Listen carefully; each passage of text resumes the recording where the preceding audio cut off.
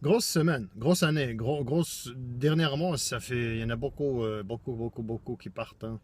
Mais là, le dernier en date, ça m'a fait quelque chose, hein. C'est Mohamed Ali. Mohamed Ali qui est mort au début de la semaine, il y a quelques jours. Ça a été une surprise quand même. Je sais qu'il avait une petite santé, qu'il était malade.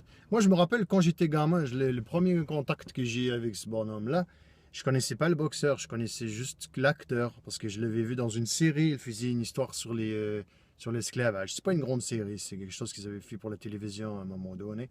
C'était pas très bon, c'était pas très intéressant, c'était pas du grand acteur, c'était pas de la grande écriture, mais ça m'avait marqué. Ça m'avait marqué, j'avais suivi cette histoire-là, je le connaissais comme ça. Et ensuite, j'ai appris qui c'était. J'ai appris que c'était un bonhomme qui se tenait debout. J'ai appris que c'était un bonhomme qui avait changé de nom pour des bonnes raisons, qui avait changé la religion pour les bonnes raisons, qui avait dit ce qu'il avait à dire à une époque où c'était pas à la mode de dire les choses telles quelles, hein. Non, il a dit les choses. Il a défendu le droit des Noirs à l'époque où les télévisions étaient en noir et blanc. Donc c'était tout noir ou tout blanc. Il n'y avait pas le milieu. Il n'y avait pas la zone. Donc je me permets un petit aparté, une petite parenthèse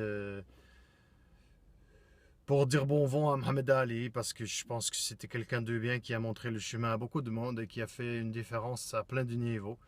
Alors j'ai pas de gag aujourd'hui, juste allez Boumaillé. Allez Boumaillé. Allez Boumaillé.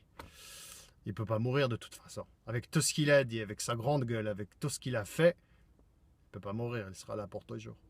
Allez Boussa.